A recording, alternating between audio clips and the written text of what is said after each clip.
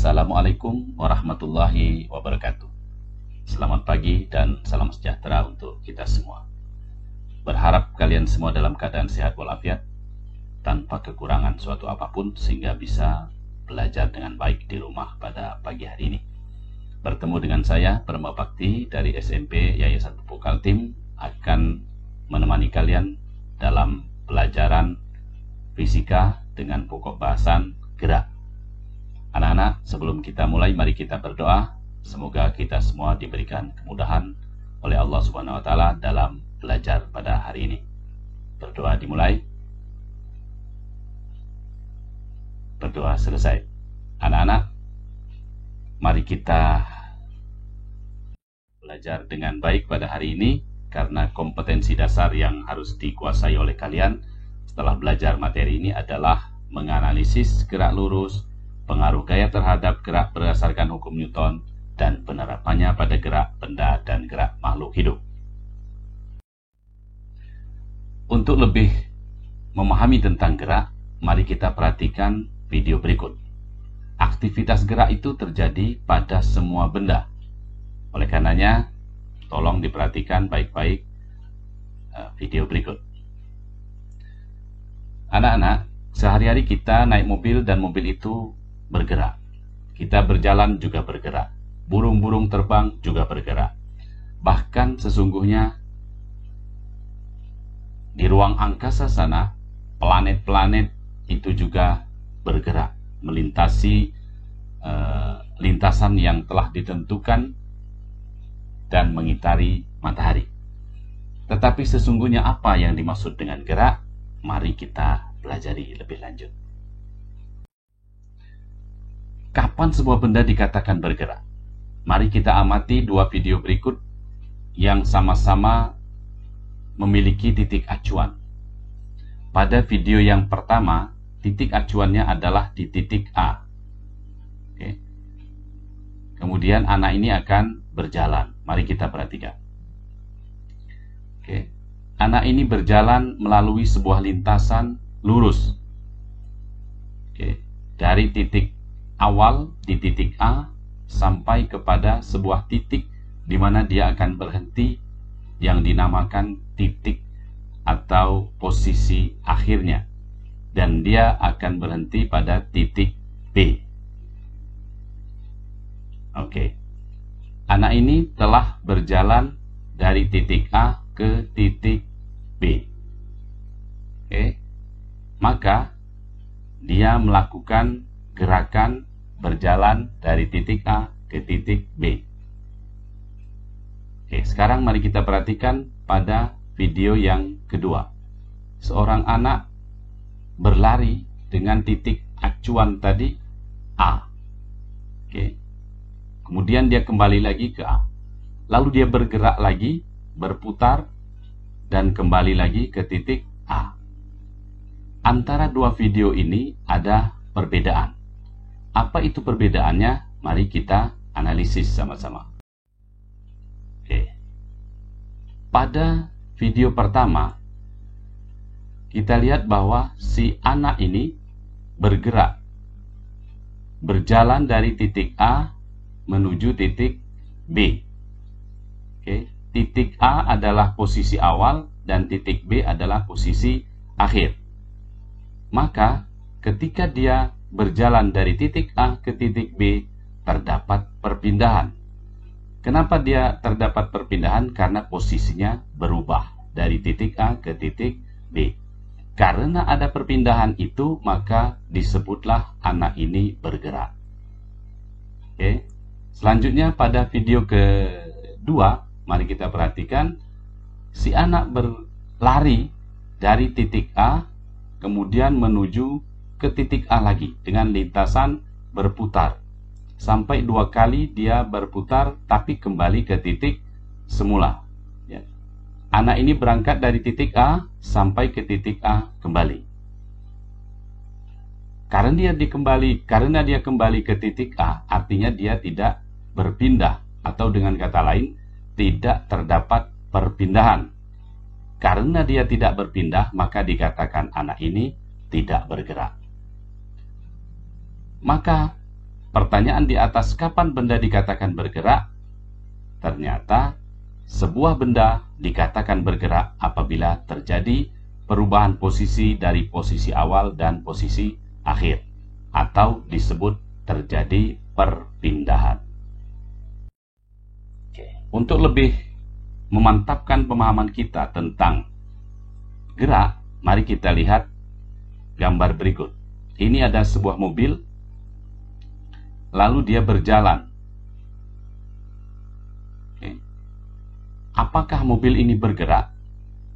Tentu kalian sudah punya jawaban dari melihat hasil analisis slide kita sebelumnya, bahwa mobil ini berpindah dari posisi A ke posisi B. Maka dikatakan bahwa mobil bergerak. Nah, selanjutnya anak-anak, mari kita perhatikan video berikut, bahwa gerak itu bersifat relatif. Kenapa dikatakan relatif? Karena suatu benda yang dia bisa terlihat bergerak tergantung dari pengamatnya. Ini ada stasiun kereta api, kemudian ada kereta, di dalam kereta itu ada penumpang. Sementara di luar sini di bangku ada seorang anak yang sedang istirahat, ya, duduk, berhenti di sini. Mari kita lihat. Oke. Anak ini sedang diam. Dia melihat kereta dan penumpangnya bergerak. Oke. Tetapi bagaimana dengan orang yang ada di dalam kereta? Mereka, penumpang ini, melihat si anak itu bergerak terhadap mereka. Si anak ini dilihat oleh para penumpang bergerak menjauhi penumpang. Padahal sesungguhnya yang terjadi adalah anak ini diam, tidak bergerak. Tetapi menurut pengamatan penumpang, anak ini bergerak. Nah, hal itulah yang menyebabkan bahwa gerak itu bersifat relatif.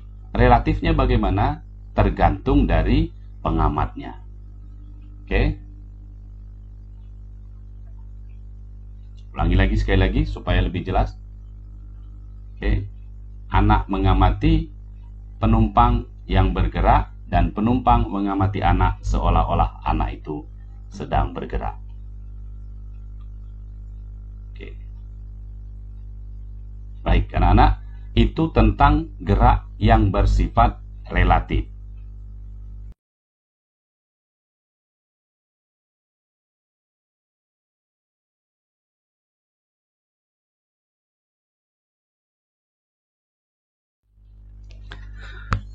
Baiklah anak-anak, kita lanjutkan dengan menganalisis video yang barusan kita saksikan. Di dalam video tadi kita saksikan bahwa yang pertama, anak yang sedang duduk di atas bangku di stasiun mengamati kereta yang sedang melaju. Dan anak itu mengatakan orang-orang di dalam kereta itu bergerak terhadap dirinya. Yang kedua, orang-orang yang sedang duduk di dalam kereta mengamati bahwa anak yang sedang duduk di bangku itu bergerak terhadap mereka. Kondisi seperti ini menunjukkan bahwa gerak itu bersifat relatif. Kenapa disebut relatif? Karena tergantung kepada pengamat yang melihatnya. Ya. Gerak anak terhadap penumpang. Ulangi. Gerak anak terhadap penumpang kereta itu dinamakan gerak semu. Gerak semu adalah gerak benda yang dilihat oleh pengamat yang berada dalam sistem bergerak, sehingga benda yang diam dapat terlihat bergerak. Contoh lain dari gerak semu adalah gerak matahari dari timur ke barat. Sering kita saksikan atau kita katakan bahwa matahari bergerak dari timur ke barat. Padahal sesungguhnya yang bergerak adalah bumi mengelilingi matahari. Matahari diam dan kita yang menyaksikan itu berada di dalam sistem yang bergerak, namanya bumi. Maka matahari terlihat bergerak, itu disebut dengan gerak semu matahari. Untuk lebih meyakinkan kita, mari kita saksikan video berikut. Sering kita melakukan perjalanan dan kita melihat bahwa pohon-pohon di sekeliling kita, sebelah kanan dan sebelah kiri jalan, itu seolah-olah bergerak mendekati kita yang berada di mobil. Nah, gerakan dari pohon-pohon di kanan kiri jalan itu disebut dengan gerak semu. Apa gerak semu tadi? Gerakan benda-benda diam yang terlihat bergerak oleh pengamat yang berada di dalam sistem bergerak. Kita berada di dalam mobil yang sedang bergerak, itu adalah sistem yang bergerak namanya. Sementara pohon-pohon berada di luar karena kita bergerak mendekati mereka sebenarnya, tetapi yang kita lihat, yang kita saksikan adalah pohon-pohon yang di kanan kiri itu bergerak mendekati kita. Itulah yang disebut dengan gerak semu. Baik, anak-anak, kita sudah mengetahui kapan benda dikatakan bergerak. Kemudian kita sudah memahami juga apa itu gerak yang bersifat relatif. Dan juga kita sudah paham karena relatif itu ada yang disebut dengan gerak semu. Selanjutnya kita akan mempelajari gerak lurus. Gerak lurus itu adalah gerak yang lintasannya berupa garis lurus. Pada kesempatan ini kita akan membahas gerak lurus beraturan dan gerak lurus berubah beraturan. Namun pada pertemuan kali ini kita akan fokuskan pembahasan kita hanya pada gerak lurus beraturan. Untuk gerak lurus berubah beraturan akan kita bicarakan pada pertemuan berikutnya. Oke. Baik, anak-anak, sebelum kita lanjutkan, mari kita pahami dulu tentang jarak dan perpindahan. Untuk memahami jarak dan perpindahan, mari kita saksikan video berikut ini.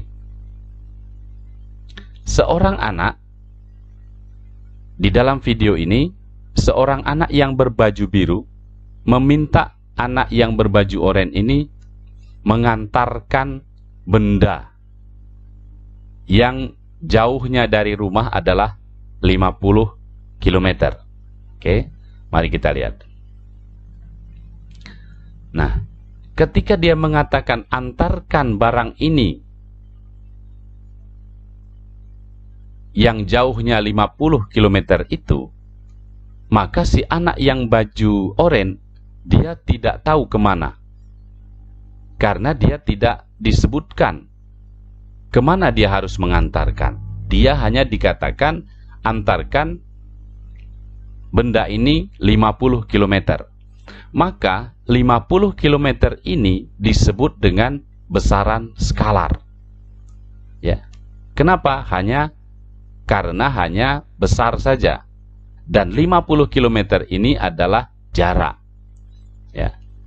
Jadi bisa kita katakan bahwa jarak itu adalah besaran skalar. Karena jarak hanya mempunyai besar saja, nilai saja, 50 km.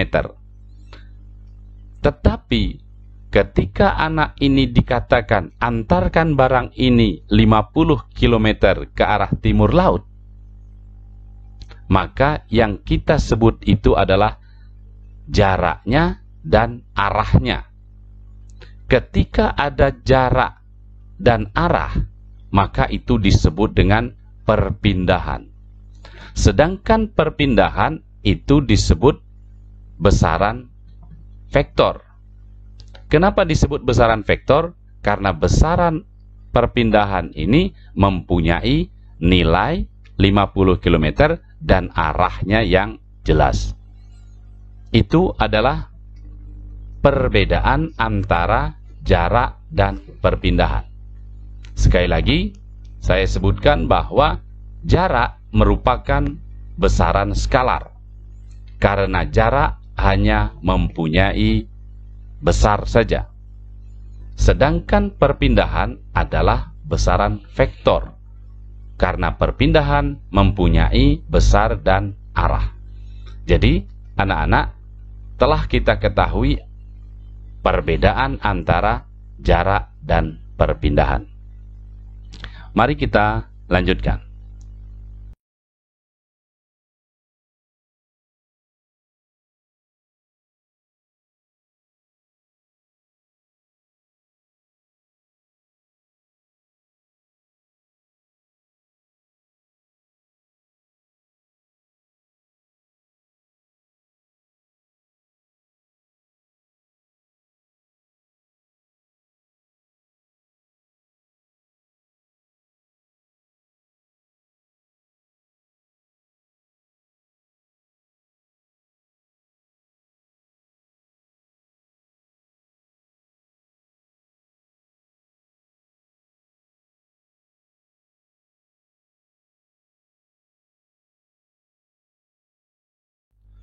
Nah, dari video tadi, mari kita lihat lagi bahwa ini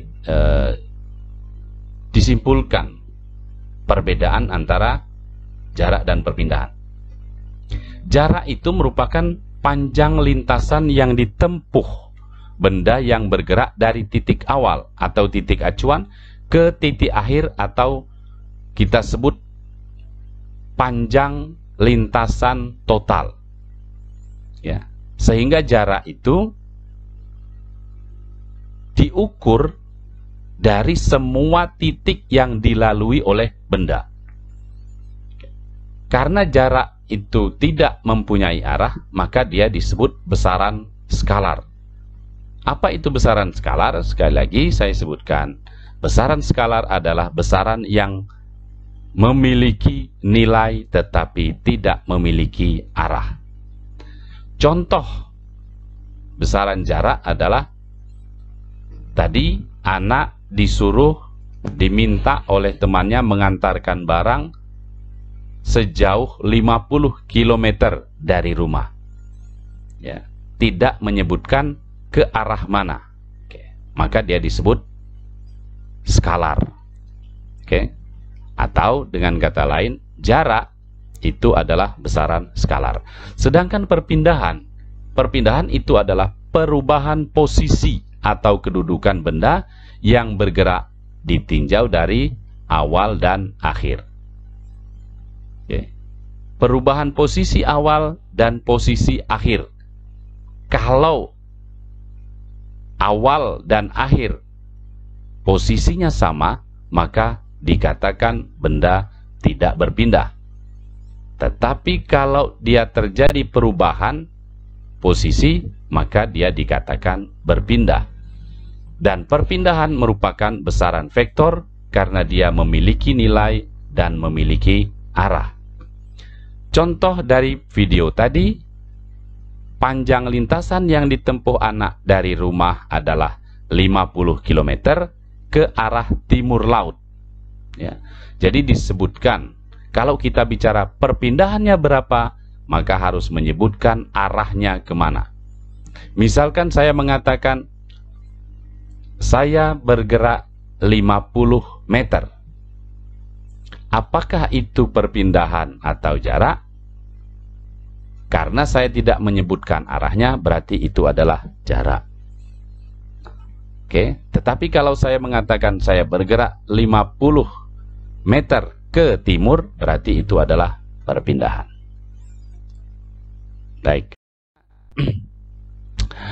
Untuk lebih memahami bagaimana perpindahan dan jarak itu berbeda, maka mari kita lihat video berikut.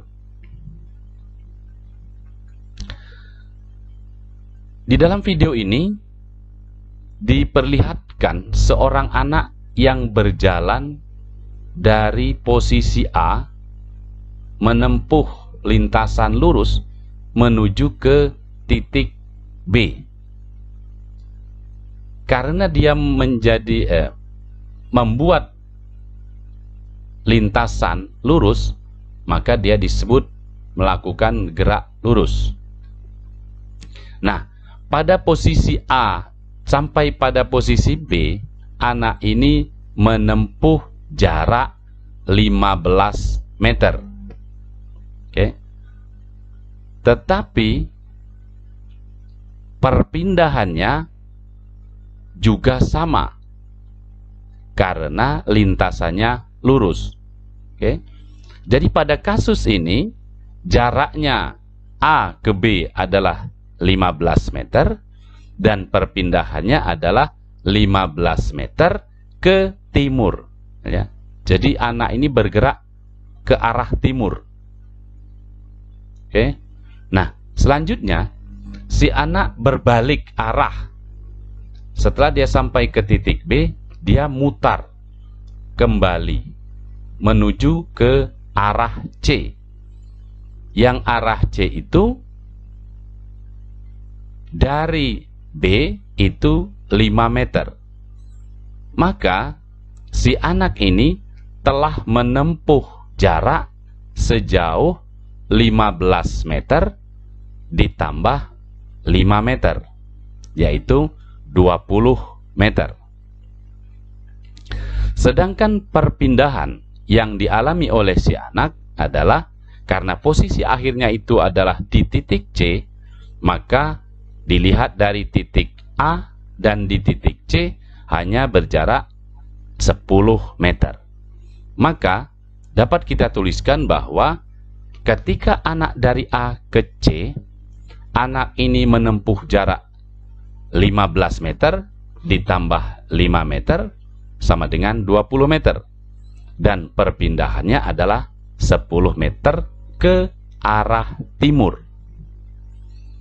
Nah, selanjutnya anak ini akan melakukan perjalanan lagi. Dia menuju ke arah A. Dari titik C, dia kembali ke arah titik B. Kita saksikan anak ini mulai berjalan dari titik C sampai ke titik A kembali. Nah, pada titik A artinya jarak yang ditempuh oleh si anak adalah 15 meter ditambah 15 meter karena dia kembali ke titik awal. Oke, dari titik A kembali ke titik A jaraknya adalah 15 meter ditambah 15 meter sama dengan 30 meter. Tetapi perpindahannya, karena kita harus memastikan perpindahan itu adalah perubahan posisi, maka posisi awal dan posisi akhir si anak ini adalah sama, yaitu di titik A. Maka perpindahan adalah 0 meter. Artinya pada posisi akhir anak ini sama dengan posisi awalnya. Kalau pada kasus begini, anak menempuh jarak 30 meter tetapi dia tidak berpindah, maka kita harus mengingat lagi bahwa perpindahan dan jarak itu berbeda. Perpindahan melihat posisi awal dan posisi akhir, jarak adalah merupakan lintasan total. Nah, oleh karena itu jarak selalu lebih besar atau sama dengan perpindahan.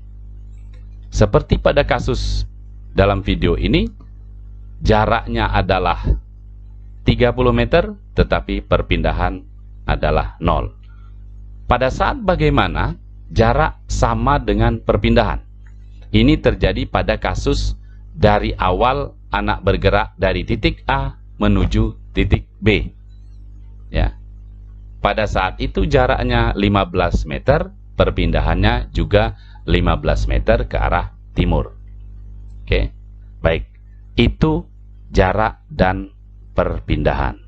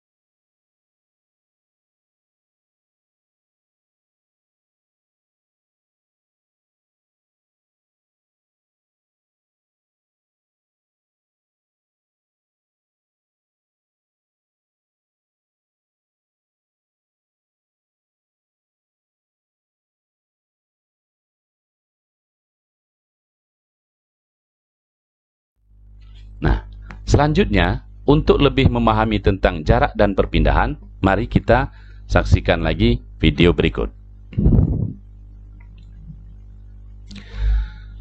Di sebuah jalan, dari kota A menuju kota B, terjadi perbaikan jalan, sehingga jalan itu tidak bisa dipakai.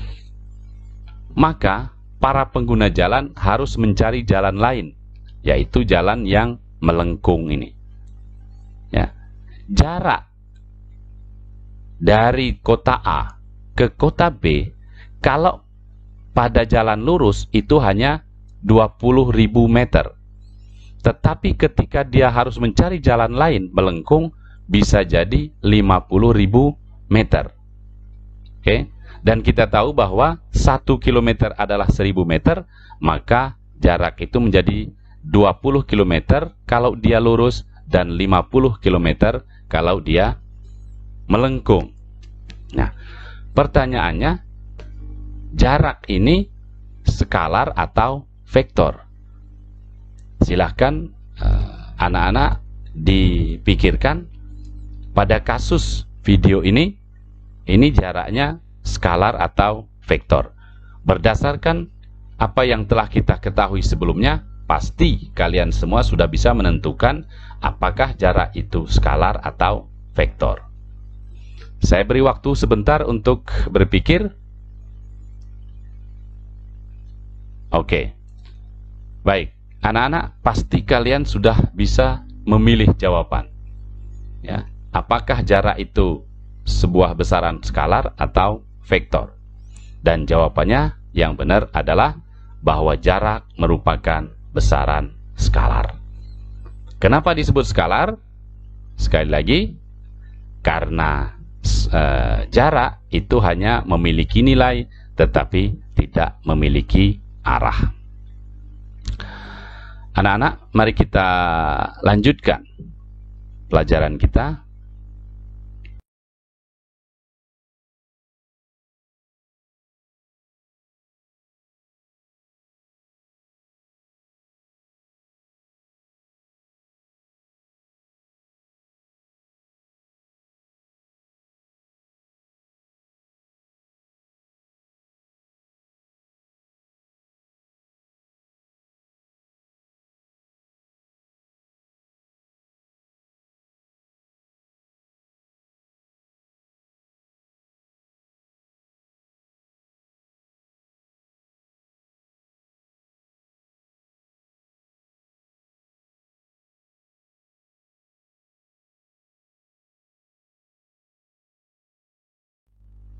Nah, setelah kita mengetahui jarak dan perpindahan, maka selanjutnya kita akan membahas tentang kelajuan dan kecepatan. Karena kelajuan dan kecepatan ini berhubungan dengan jarak dan perpindahan. Mari kita lihat video berikut untuk lebih memahami kelajuan dan kecepatan. Oke. Sebuah mobil bergerak dengan speed 30 km per jam. Oke, speed itu adalah kelajuan, ya. Karena dia hanya mengatakan 30 km per jam saja.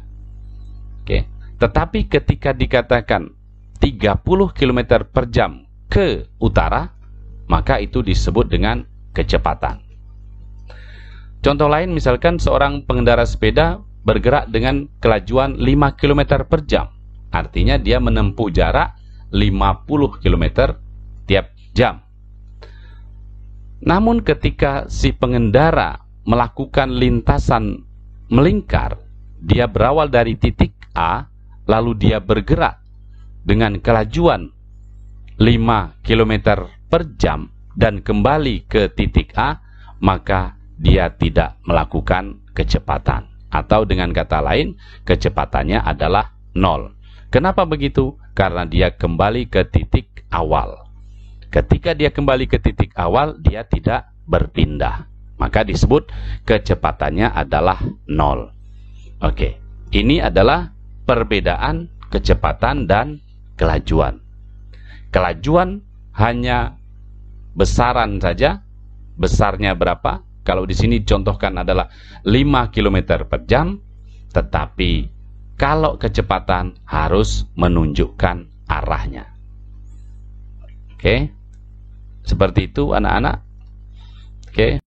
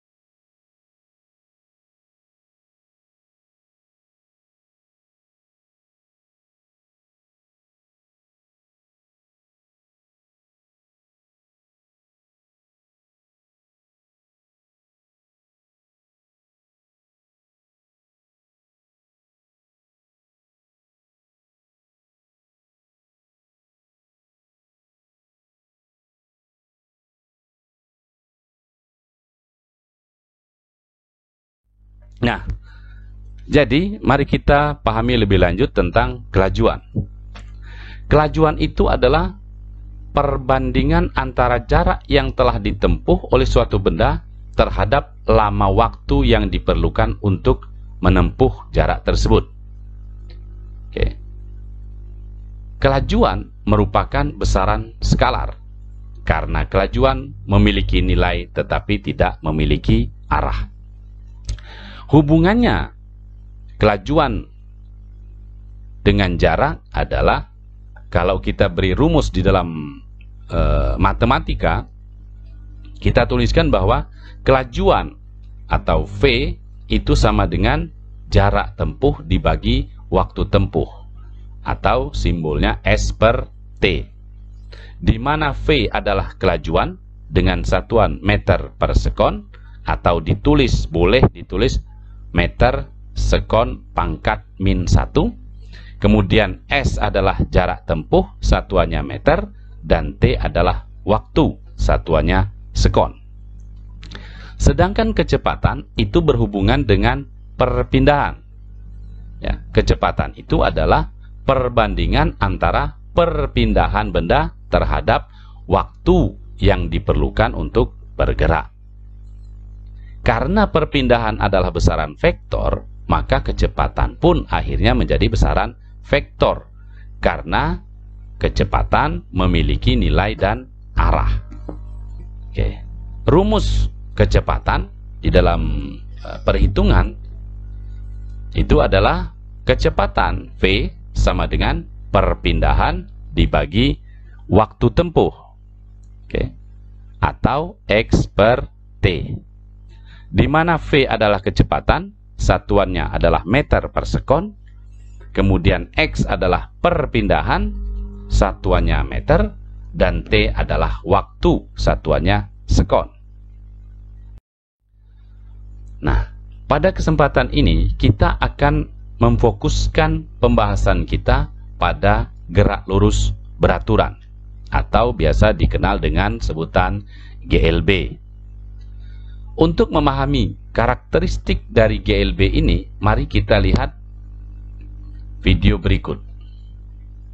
Ini adalah seekor seafood yang bergerak, oke, menempuh lintasan lurus.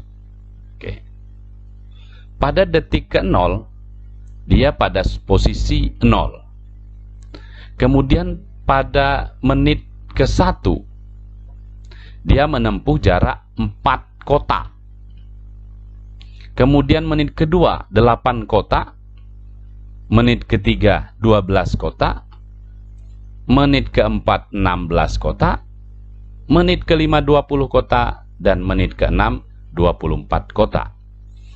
Karena kita buat skala bahwa satu kota ini adalah 1 cm, maka pada menit pertama dia bergerak 4 cm, menit kedua bergerak 8 cm, menit ketiga 12 cm, menit keempat 16 cm, menit kelima 20 cm, dan menit keenam 24 cm. Oke.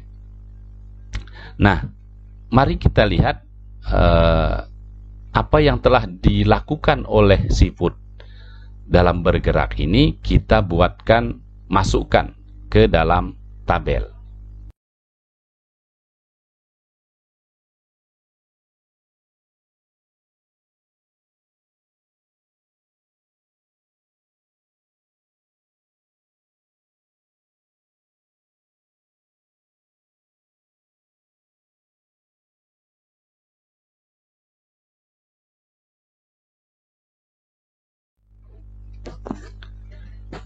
Anak-anak, kalau kita pindahkan data yang kita dapatkan dari video pertama tadi ke dalam tabel, maka kita akan dapatkan sebagai berikut. Kita tahu bahwa satu kotak di dalam gerakan seafood ini adalah 1 cm. Maka kalau kita pindahkan ke dalam tabel, kita akan dapatkan T dalam menit dan X dalam cm. Pada menit 0, X menempuh jarak 0. Pada menit ke-1, jarak ditempuh adalah 4 cm. Pada menit kedua, jarak yang ditempuh adalah 8 cm, menit ketiga 12 cm, menit keempat 16 cm, dan menit kelima 20 cm, serta menit keenam adalah 24 cm. Nah, kita akan melihat, karena bahasan kita adalah karakteristik dari gerak lurus beraturan, kita akan mencari apa ciri dari gerak lurus beraturan itu. Dari rumus tadi yang kita sudah pelajari sebelumnya, bahwa V sama dengan delta X per delta T. Maka kalau kita masukkan ke dalam rumus itu data yang kita dapatkan, maka V1 ya, pada posisi dari 0 berubah menjadi 1 menit itu adalah X, delta X-nya adalah 4 dikurangi 0 dan T-nya adalah 1 kurangi 0. Maka hasilnya adalah 4 cm per menit. Pada posisi kedua, dari perubahan menit ke 1 ke menit kedua, jarak yang ditempuh adalah 8 cm. Maka V sama dengan 8 dikurangi 4 dibagi 2 kurangi 1, sama dengan 4 cm per menit. Pada kasus ketiga, perubahan ketiga adalah menit ketiga, jarak yang ditempuh adalah 12 cm.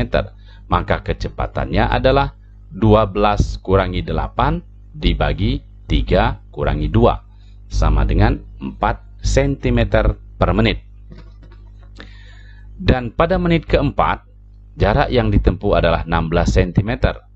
Maka kecepatannya adalah 20 kurangi 16 ya. Pada menit kelima, pada menit kelima jarak yang ditempuh adalah 20 cm. Maka kecepatannya adalah 20 kurangi 16 dibagi 5 kurangi 4, sama dengan 4 cm. Kalau kita lihat pada perubahan menit ketiga ke 4, berarti V sama dengan 16 kurangi 12 dibagi 4 kurangi 3, dapatkan 4 cm per sekon juga. Dan pada menit ke-6 dia menempuh jarak 24 cm, maka kecepatannya adalah 24 dikurangi 20 dibagi 6 kurangi 5, sama dengan 4 cm per menit.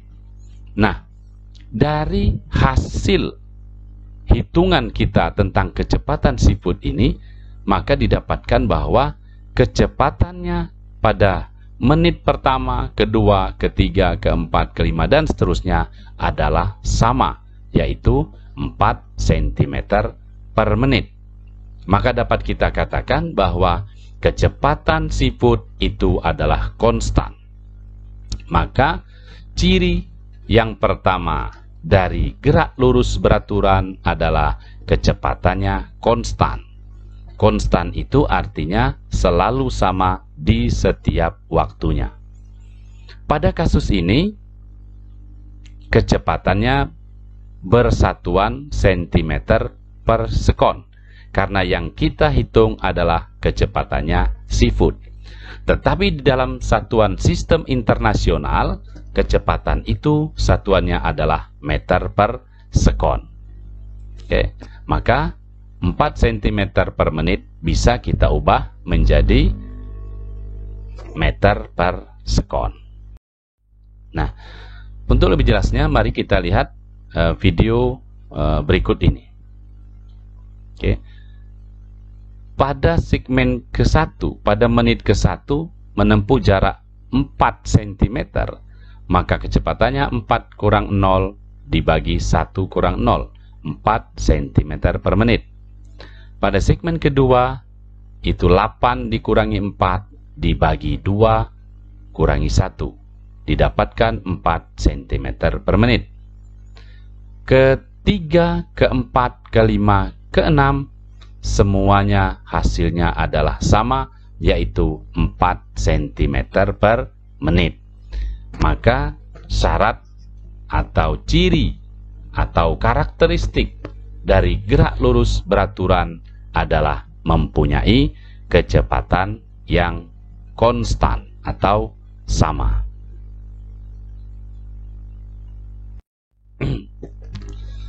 Selanjutnya, anak-anak, mari kita buat grafik antara jarak dan waktu untuk gerak lurus beraturan. Pada kasus seafood tadi, maka akan kita pindahkan data yang kita dapat, jarak dan waktunya. Oke.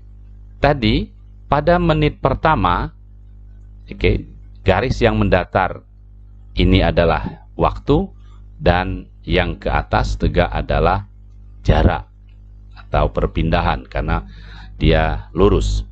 Nah, pada menit pertama jarak yang ditempuh adalah 4 cm. Ketika saya bicara jarak, ini sama dengan perpindahan ya, karena lintasannya lurus. Pada menit kedua, dia berpindah sejauh 8 cm. Pada menit ketiga, dia berpindah sejauh 12 cm. Menit keempat adalah 16 cm. Menit kelima 20 cm. Dan menit keenam adalah berpindah 24 cm. Kalau kita tarik garis lurus pada perpotongan antara jarak perpindahan dan waktu, maka akan kita dapatkan garis lurus. Semakin lama dia bergerak, maka jarak atau perpindahan yang didapatkan juga akan semakin jauh. Dan ini mengakibatkan hasil bagi antara perpindahan dan waktunya selalu sama. Maka V sama dengan delta X per delta T itu selalu tetap atau konstan. Kalau kecepatannya konstan, artinya tidak ada perubahan kecepatan pada waktu-waktu di mana dia sedang bergerak. Maka disebut percepatannya sama dengan 0. Percepatan itu adalah perubahan kecepatan tiap waktu atau delta V per delta T.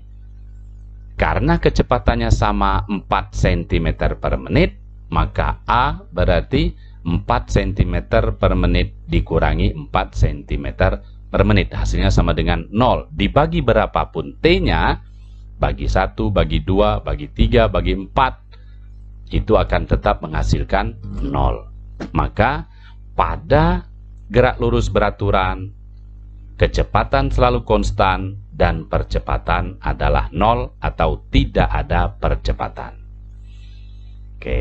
Selanjutnya, pada rumus V sama dengan delta X per delta T, delta X itu adalah perubahan perpindahan atau perubahan posisi. X2 kurangi X1, delta T adalah T2 kurangi T1. Maka kalau kita mencari posisi akhirnya, jarak terakhir, jarak paling jauh di mana kita hitung, X2 sama dengan V kali T2 dikurangi V kali T1. Kalau posisi awalnya sudah ada, artinya ketika kita menghitung dengan waktu tertentu, dia sudah mulai bergerak, berarti sudah ada posisi awal, maka ditambahkan X1.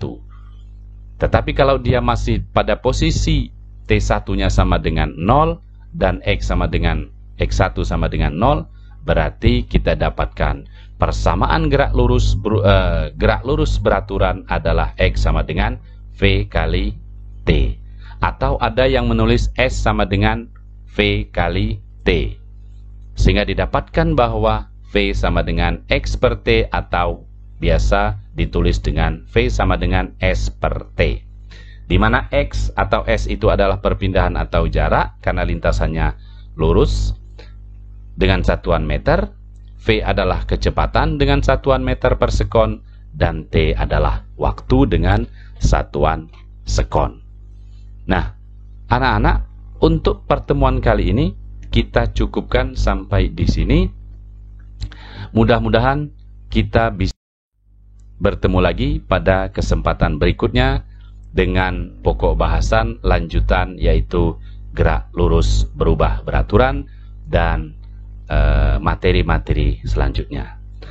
Dari saya, apabila ada yang kurang, mohon dimaafkan. Mudah-mudahan kita selalu diberikan kekuatan dan kesempatan untuk terus belajar dan belajar. Tetap jaga kesehatan, sering mencuci tangan, jaga jarak, dan kalau harus keluar tetap menggunakan masker. Terima kasih dan salam sehat. Wassalamualaikum warahmatullahi wabarakatuh.